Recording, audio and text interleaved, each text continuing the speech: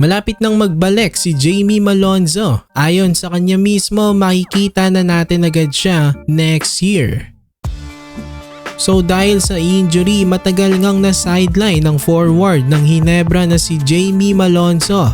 Hindi tuloy siya nasama rin sa lineup ng Gilas Pilipinas na alam naman natin na kung healthy siya, isasama naman talaga siya ni Coach Tim.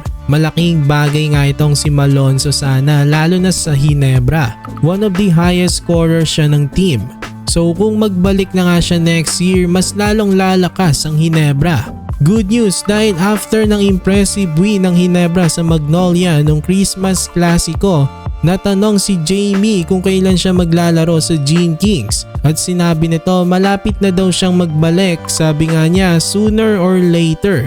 Ibig sabihin lang noon makikita na natin talaga itong si Jamie sa Gene Kings at posibleng sa first part pa lang ng 2025 maglaro na ito. Dahil ayon naman kay Coach Tim, posibleng sa January ang pagbabalik ni Jamie Malonzo. Malapit nang magsimula ang playoffs ng PBA at timing ang pagbabalik ni Malonzo kung sakali. Pero posibleng hindi pa maging ganong ka-impactful ito sa team dahil kakagaling nga lang niya sa injury. Pero ang kagandahan dito ay sumasama naman na daw itong si Malonzo sa mga practices ng Gene Kings.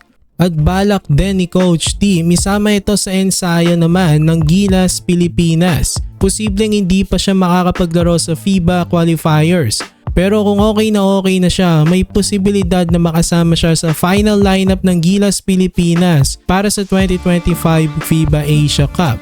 Ayun ang goal ni Jamie. So sana makarecover na nga siya at bumalik agad siya sa kanyang game kagaya dati. Kasi kakailanganin din ng Gilas ang player na gaya niya. Dagdag size din sa current lineup ng Gilas. 6'6" o 6'7" ang listed height nito. At isang two-way player.